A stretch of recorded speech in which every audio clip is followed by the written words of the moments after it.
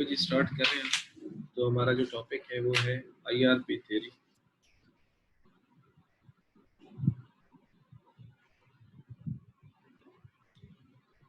Interest rate parity.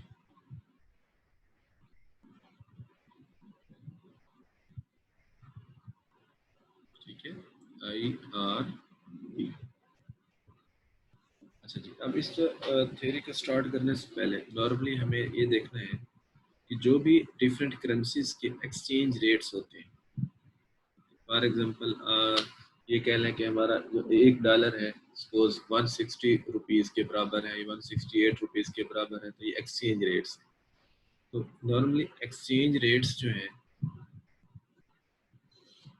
exchange rates are determined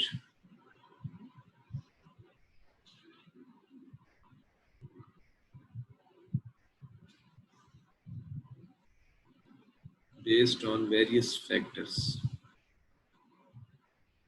Based on various factors, यानी जैसे हम कह रहे हैं कि $1 160 रुपए का है, तो ये कैसे हमें पता चला कि 160 रुपए का है? तो ये एक्सचेंज रेट बहुत सी फोर्सेस होती हैं बिहाइंड दिस कि वो किस तरीके से डिटरमिन किया जाता है, वेरियस फोर्सेस या फैक्टर्स। ठीक है, लेकिन उन बहुत सारे फोर्सेस या फैक्टर्स को हम आज डिस्कस यहाँ पे नहीं करेंगे, बल्कि जो दो इम्पोर्टेंट हैं हम उनको डिस्कस करेंगे। Two important forces are there to determine exchange rate. अब ये मैं एक ट्रायंगुलर बना रहा हूँ, उसको आप जरा देखेंगे।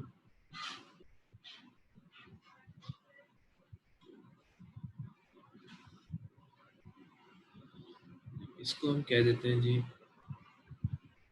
Expected spot rate. एक्सपेक्टेड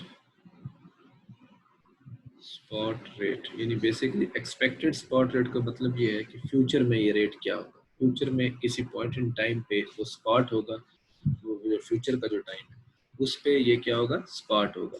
तो हम उस टाइम पे ये देखना चाह रहे हैं कि ये रेट क्या होगा। बेस्ड हम इसको लिख लेते हैं, what will be the rate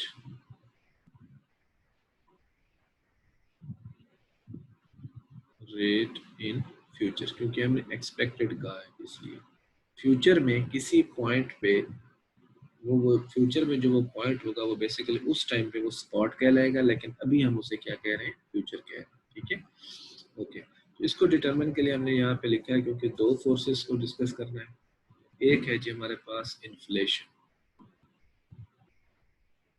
और दूसरा है हमारे पास इंटरेस्ट, इन्फ्लेशन रेट और इंटरेस्ट रेट।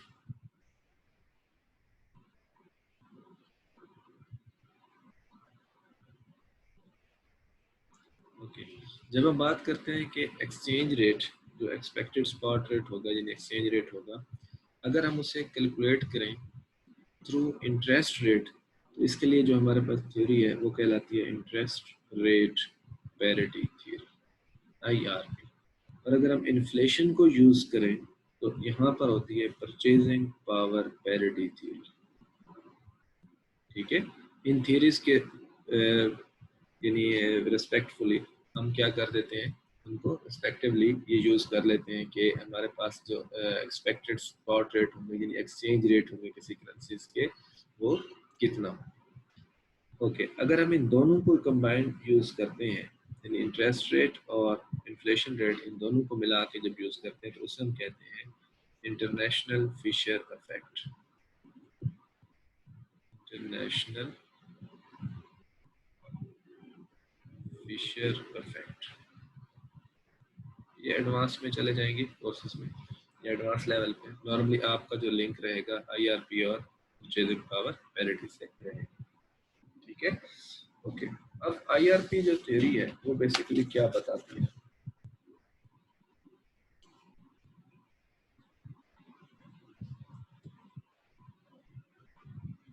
एज पर IRP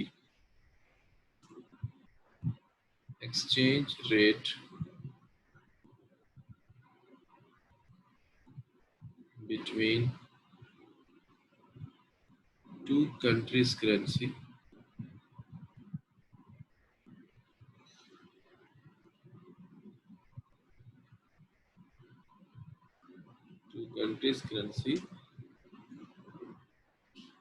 depends upon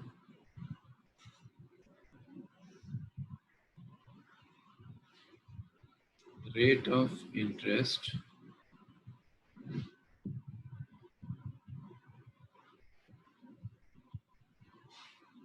of their countries.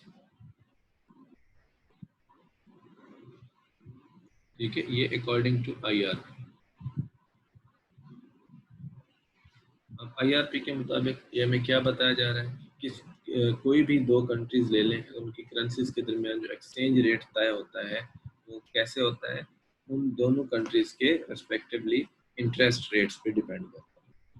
ठीक है, अच्छा जी, उसके बाद पॉइंट 2 में आ जाते हैं. ये अकॉर्डिंग टू IRP भी पॉइंट्स हम लिख रहे हैं. Currency of a country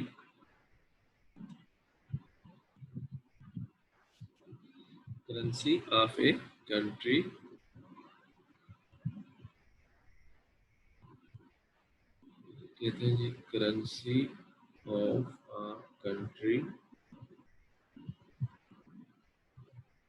having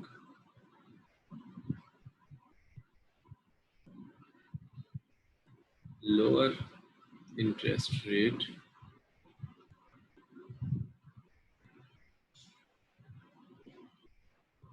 will be stronger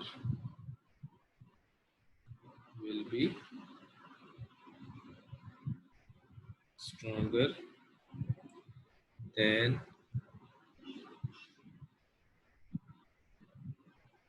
currency having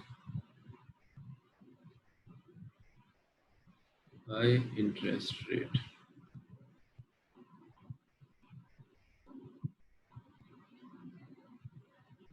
In forward market, ये फ्यूचर में एक्सपेक्ट कर रहे हैं ना ये रेट्स जिसकी हम बात कर रहे हैं, फॉरवर्ड मार्केट.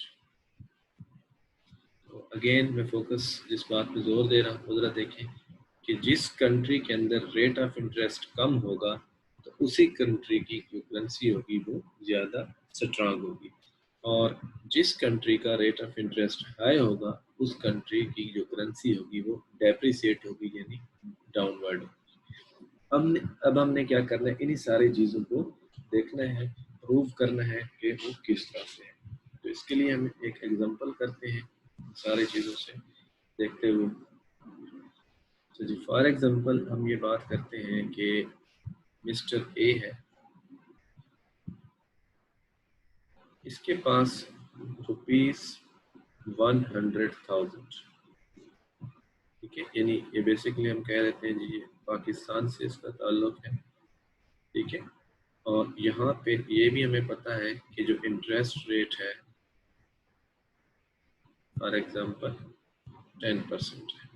ठीक है, और दूसरा इसके पास अब फॉर एग्जांपल जब बात कर लेते हैं कि अगर 1 लाख रुपया उसके पास है तो उसे अगर वो इसे डिपॉजिट करता है, इन्वेस्ट करता है, ठीक है, तो उसे 10% रेट ऑफ इंटरेस्ट मिलता है. दूसरा उसके पास ऑप्शन है US का. ठीक है, अगर वो US में जाना चाहता है तो वहाँ पर जो इंटरेस्ट रेट है वो है फॉर एग्जांपल 6%. ठीक है, ये पर एनम दोनों रेट्स. ठीक है, अब जरा देखिए इसको. फॉर एग्जांपल ये हम बना लेते हैं एक ट्री, और से देखते हैं. चलिए थोड़ा सा मैं इसको जरा चेंज कर.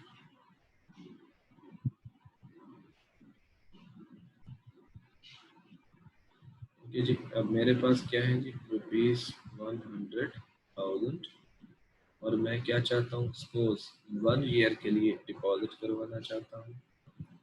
ऑप्शन मेरे पास ये है कि मैं पाकिस्तान में इन्वेस्ट करूं या यूएस में इन्वेस्ट करूं? पाकिस्तान में इंटरेस्ट रेट कितना है? 10%। यूएस में इंटरेस्ट रेट कितना है? 6%। अगर आप इसे इन जनरल देखें तो कोई भी पर्सन क्या चाहेगा कि जहाँ पे रेट ऑफ इंटरेस्ट ज़्यादा है मैं वहीं पे उसे इन्वेस्ट करूँ, ठीक है। लेकिन इसके अंदर सिंपल ये ऐसा नहीं है कि हमें अगर रेट ऑफ इंटरेस्ट ज़्यादा नज़र आ रहा है तो हम यहाँ पर इन्वेस्ट करें, बल्कि और भी इसमें बहुत सारी बातें हैं जिनको हमें देखना होगा। अब ये भी आपको पता हो कि पाकिस्तान में क्या चलते हैं? रुपीस, और यूएस में क्या चलते हैं? डॉलर्स। अच्छा, अब हम बात करते हैं, इसको फर्दर एक्सटेंड करते हैं। सपोज जो पाकिस्तानी बैंक है जो उसने 10% ऑफर किया हुआ रेट, तो आफ्टर 1 ईयर यहाँ पे क्या होगा देखें। 1 लाख अगर मैं पाकिस्तान में इन्वेस्ट करता हूँ तो मुझे क्या मिलेगा? 1.10, यानी 1 मीन प्रिंसिपल अमाउंट, 10% जो एक्स्ट्रा मेरा इंटरेस्ट रेट होगा। यानी मुझे अगर इसको मल्टीप्लाई करूँ तो बेसिकली मुझे 1,10,000 रुपीज़ मिलेंगे। ये मैं लिख लूँ, 1,10,000 रुपीज़। ओके। और अगर मैं यही अमाउंट यूएस में इन्वेस्ट करूँ तो फिर अब यूएस में जाऊँगा तो अब देखें, यूएस में तो हमने कहा है कि डॉलर यूज़ होता है, अब मेरे पास तो रुपीज़ है। इसका मतलब क्या हुआ कि मैं रुपीज़ अगर यूएस में लेके जाऊँगा तो वो कोई एक्सेप्ट नहीं करेगा, डिनाई कर देंगे, भगा देंगे बल्कि उल्टा। तो क्या होगा, पहले मुझे क्या करना होगा? डॉलर्स में कन्वर्ट करना। अब एज्यूम करते हैं कि जो मौजूदा करंट स्पॉट रेट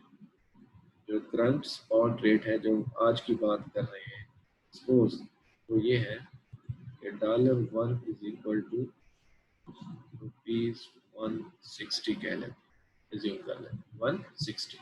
इसका मतलब क्या है कि अगर मैंने यूएस में डिपॉजिट करना है तो पहले मुझे क्या करना होगा? डॉलर्स में कन्वर्ट करना होगा। अब रेट ये डॉलर्स का है और मेरे पास रुपीज़ है, तो हम इसे क्या करेंगे? डिवाइड करेंगे। 1 लाख को 160 पे जब डिवाइड करेंगे तो मेरे पास क्या आ जाएंगे? US dollars. जब हम इसे डिवाइड करते हैं तो वी विल गेट $625। ये मेरे पास डॉलर्स आ जाए। अब मैं इन डॉलर्स को जब यूएस में इन्वेस्ट करता हूँ तो आफ्टर 1 ईयर मुझे क्या मिलेगा? $625 मल्टीप्लाइड बाय 1.06, ठीक है। जब मैं इसे कैलकुलेट करता हूँ तो मेरा पास आंसर बनता है वो है जी 662.5। 662.5। तो क्या हम अभी ये डिसाइड कर सकते हैं कि हमें कहाँ पर इन्वेस्ट करना चाहिए, पाकिस्तान के अंदर या यूएस के अंदर, बेस्ड ऑन दिस आइडिया?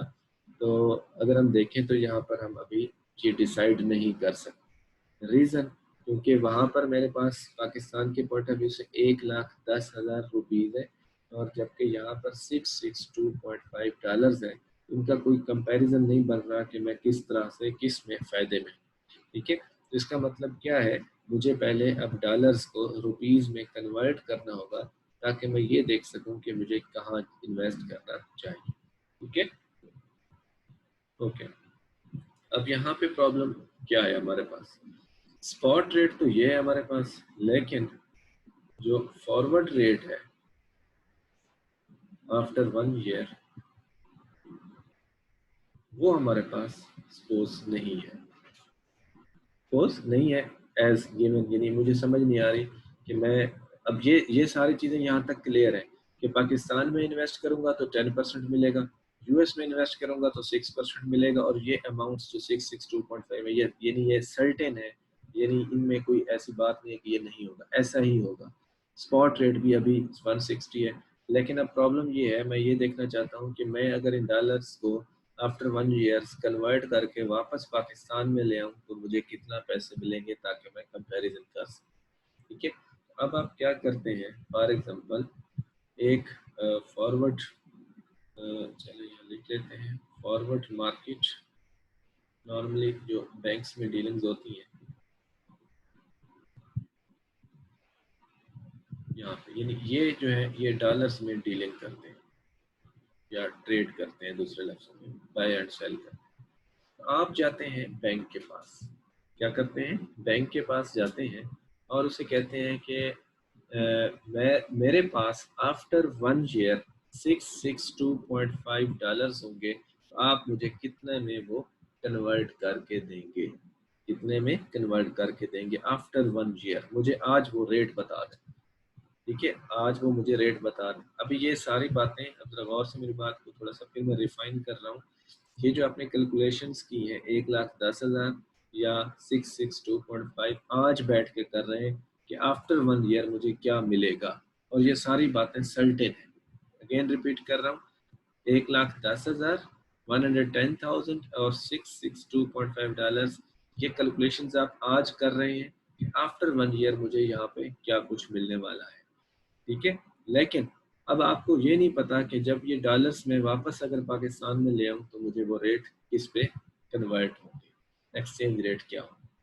ठीक है, तो आप क्या करते हैं, फॉरवर्ड मार्केट में जाते हैं, बैंक के साथ कॉन्ट्रैक्ट करते हैं किसी एक फॉरवर्ड रेट के ऊपर कि बैंक आपको वो रेट क्या देता है जिस पे वो आप कन्वर्ट करें। ओके, लेट्स से बैंक जो है ना आपको कहता है जी ठीक है, मैं वो बैंक आपसे पूछता है आर यू श्योर कि आपके पास आफ्टर 1 ईयर 662.5 डॉलर्स होंगे। मैं कहता हूँ जी बिल्कुल होंगे 662.5।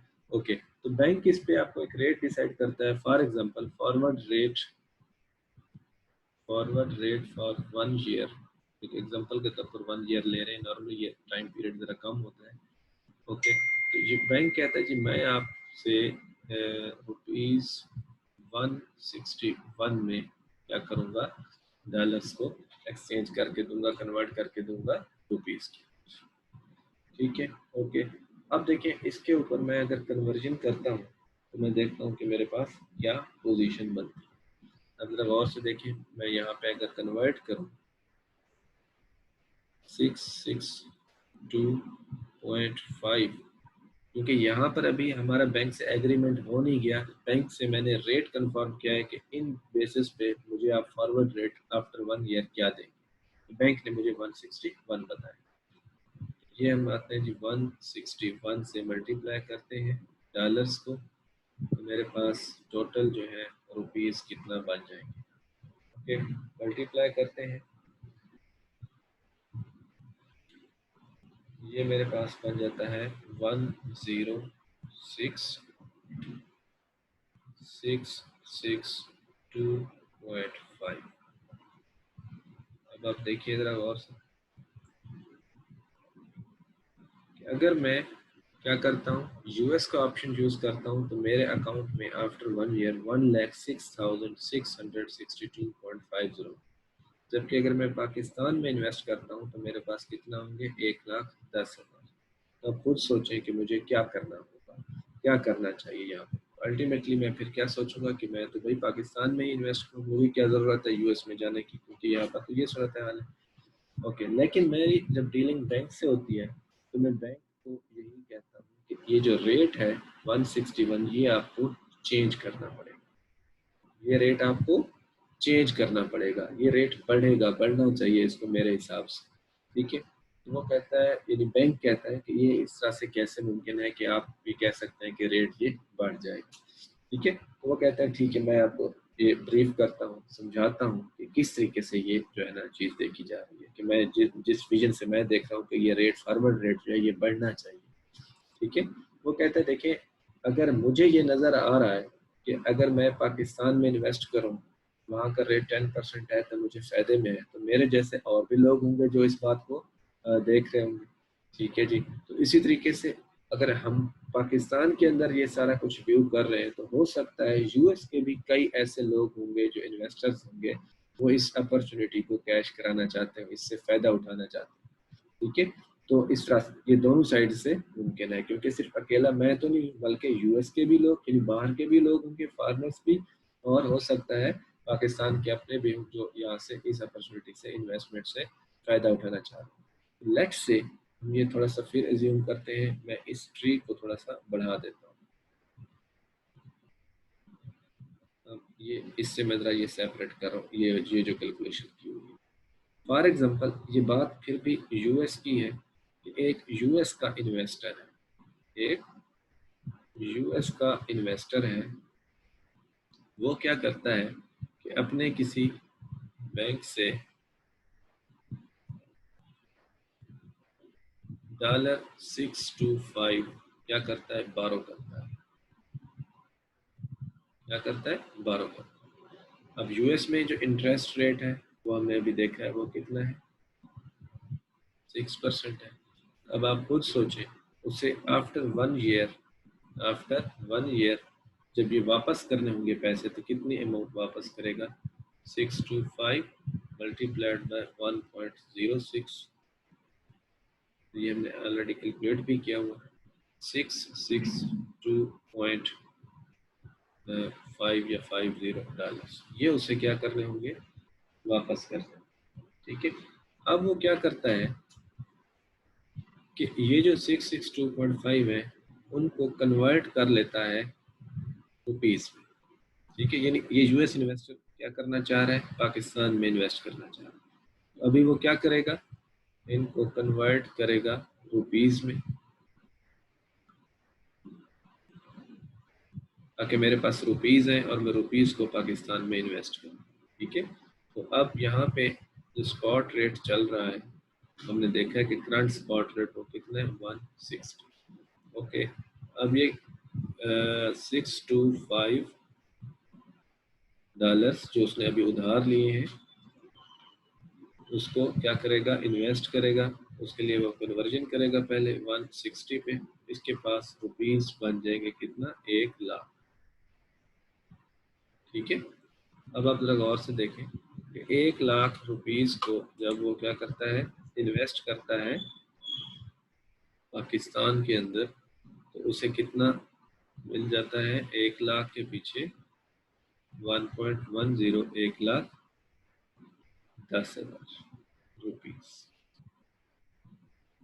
अब प्रॉब्लम ये है, देखें यूएस के इन्वेस्टर ने ये सारी स्टेप्स ले लिए, बारो भी कर लिए और ये भी एज्यूम कर लिया कि मतलब मुझे वापस डॉलर्स करने हैं और मैं पाकिस्तान में इन्वेस्ट करता हूँ तो मेरे पास 1,10,000 रुपए आ जाए। ठीक है, अब देखिए 1,10,000 रुपए यानी प्रिंसिपल प्लस इंटरेस्ट या रिटर्न ऑन दैट डिपॉजिट, उसने वापस यूएस में लेके आने, वापस यूएस में लेके आने। अल्टीमेटली फिर इसे क्या करना होगा, कन्वर्ट करना होगा इन यूएस डॉलर्स। ठीक है, इन यूएस डॉलर्स कन्वर्ट करेगा तो बैंक ने क्योंकि जो फॉरवर्ड रेट दिया हुआ है या बैंक ने जो उससे रेट तय किया है वो 161 है, अल्टीमेटली उसके पास अब जो डॉलर्स बनेंगे 1,10,000 डिवाइडेड बाय 161। जब हम इसे डिवाइड करते हैं, ये सिचुएशन क्या है, after 1 year, 1,10,000 divided by 161, so he will get $683, चले राउंड करके ये लिख लेते हैं 683।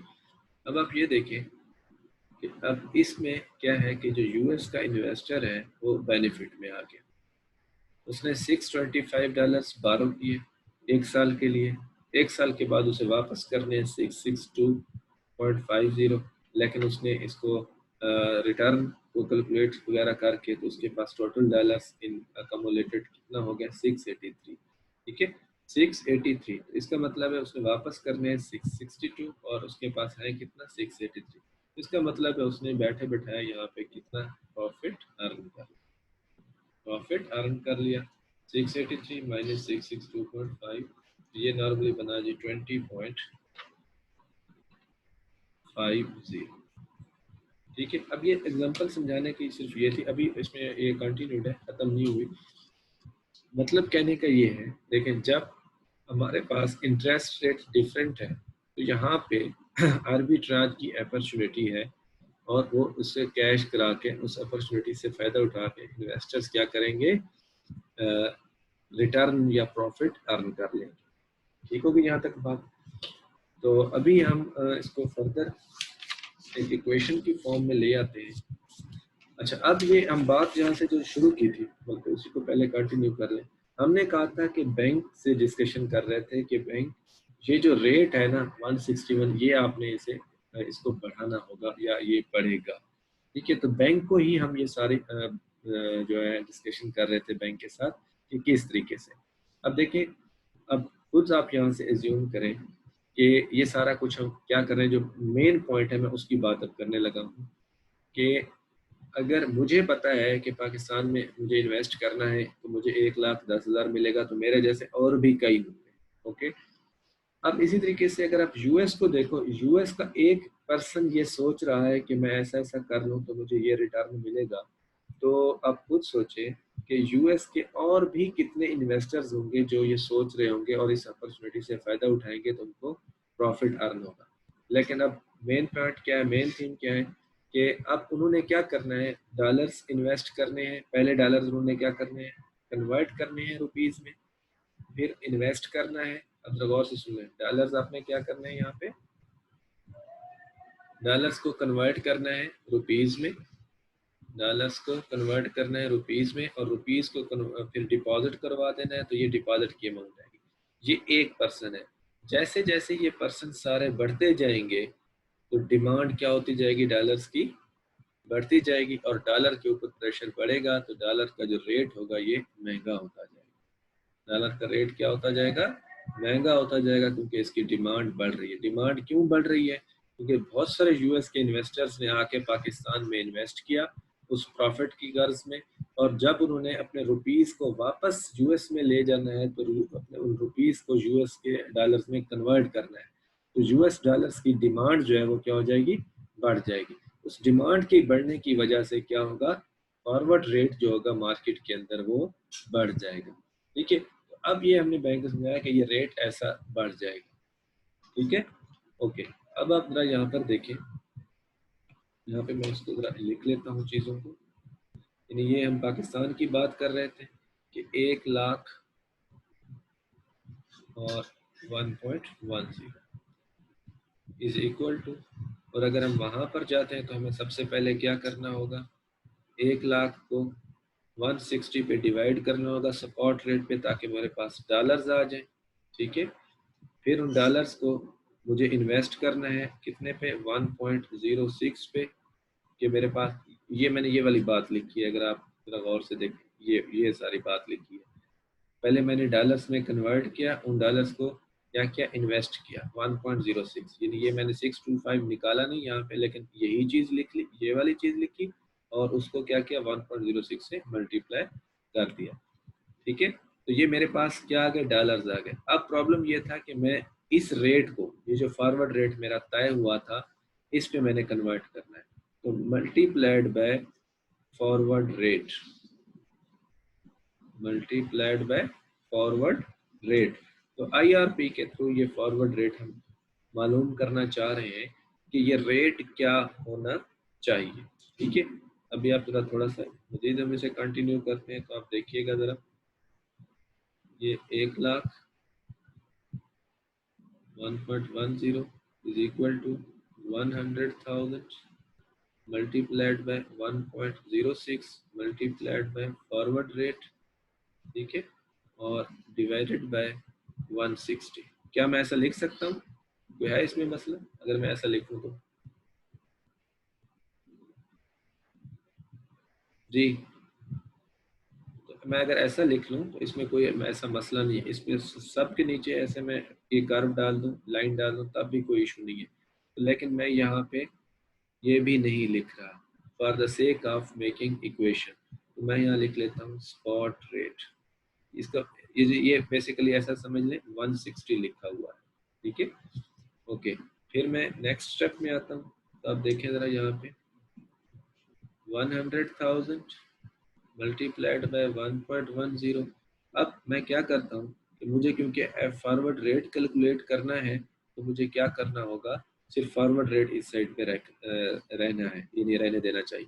तो मैं क्या करता हूँ, इधर से ये डिवाइड कर लेता हूँ, ताकि चले मैं स्टेप्स पूरे कर लेता हूँ ताकि आपको ये परेशानी ना हो। F R divided by S R, और इधर से डिवाइड कर लेता हूँ 100,000 मल्टीप्लाइड बाय 106, ताकि ये आपस में कैंसिल हो जाए। और इधर से भी मैं क्या कर देता हूँ, इन दोनों तरफ इक्वेशन के 100,000 मल्टीप्लाइड बाय 1.06, ठीक है। अब यहाँ पे क्या रह गया, F R divided by S R, ये एस आर मीन वही 160 हमारा आ रहा है बेसिकली। और यहाँ पे क्या रह गया, अब यहाँ पे भी आपने देखना है, ये 100,000 multiplied by 1.10 and 100,000 multiplied by 1.06, ठीक है।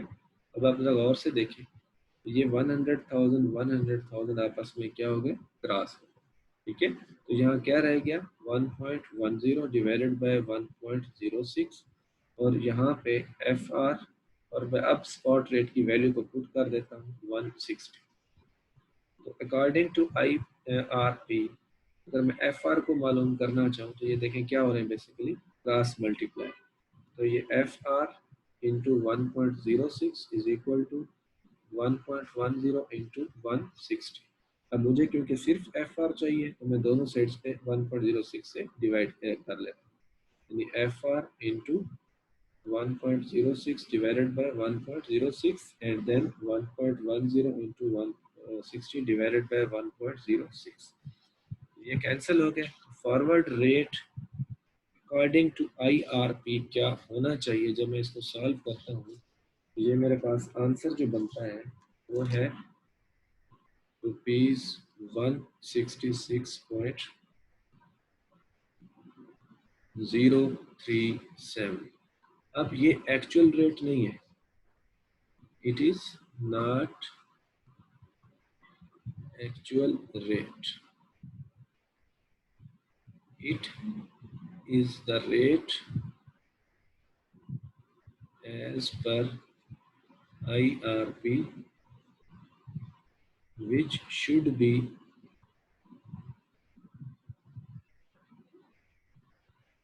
actual rate। ये एक्चुअल रेट है नहीं, लेकिन इसे according to IRP actual rate होना चाहिए।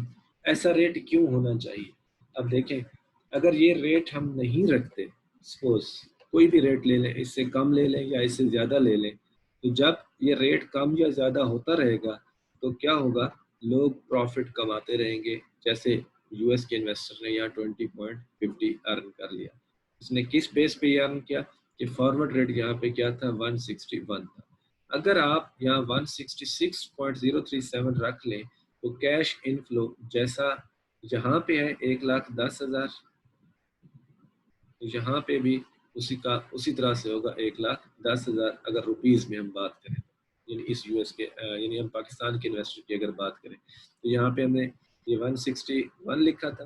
अगर 166.037 को देखते जाए तो हमारे पास दोनों के कैश इनफ्लोज क्या होंगे, इक्वल होंगे, इसलिए इसे इंटरेस्ट रेट पैरिटी कहते हैं, इक्वेशन कहते हैं कि ये ऐसा। अब ऐसा रेट होना चाहिए, लेकिन ये जरूरी नहीं है कि ये रेट हो। अगर ये रेट ना हुआ 166.037 actually in the forward market, तो फिर क्या होगा, वहां पे अपॉर्चुनिटी ऑफ आर्बिट्राज होगी, जिसे हम कवर्ड इंटरेस्ट आर्बिट्राज कहते हैं, ठीक है। यानी इंटरेस्ट रेट पैरिटी के मुताबिक रेट होना क्या चाहिए, ठीक है, और वहां पर रेट है क्या। अगर रेट डिफरेंट हुए तो वहां पर अपॉर्चुनिटी ऑफ आर्बिट्राज एग्जिस्ट करेगी, ठीक है। तो यहाँ पर एक इम्पॉर्टेंट इक्वेशन है जो हमें ये रेट बताती है कि कैसे हमने कैलकुलेट करना। 1 plus R A divided by, सिर्फ बल्कि आर लिख लेते हैं अभी में, 1 प्लस आर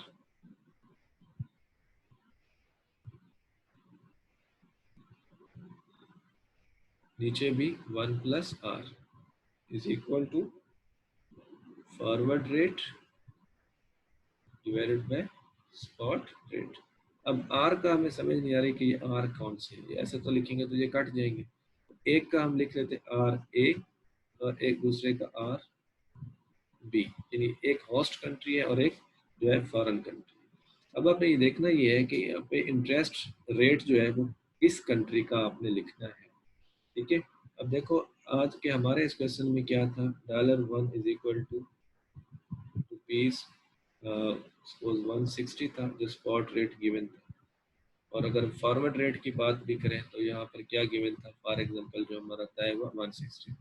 तो जिस जो है कंट्री या जिस करेंसी का रेट दिया गया हो, जैसे ये रेट है ठीक है 161 रुपीस में है, ठीक है, हमने यहाँ पर क्या लिखना है फिर रुपीस, और यहाँ पे रेट भी उसी का, यानी फॉर एग्जांपल फॉरवर्ड रेट अगर हमने लिखना है तो ये होगा फॉरवर्ड रेट रुपीस में है, स्पॉट रेट भी रुपीस में, सपोज ये मैं रुपीस लिख लेता हूँ, ये भी रुपीस लिख लेता हूँ। इंटरेस्ट जो होगा RA जो होगा ये भी पाकिस्तान का होगा, और जो बी होगा वहाँ पे वो किस चीज़ का होगा, जो यूएस है उसका। ये अब ये देख लें कम्बिनेशन, अगर डॉलर्स के हैं यानी दो डिफरेंट कंट्रीज हैं, पाकिस्तान नहीं है, डॉलर्स और येन्स है, तो जिस चीज़ का रेट दिया गया होगा वही हमें यहाँ पे पुट करना है, उसी ये तरतीब आपने यही रखना, ठीक है, ताकि हमारे पास ये सॉल्व हो सके। तो ये आज का आपका लेक्चर था, तो जिसमें हमने फर्दर कल जब हम इस पर बात करेंगे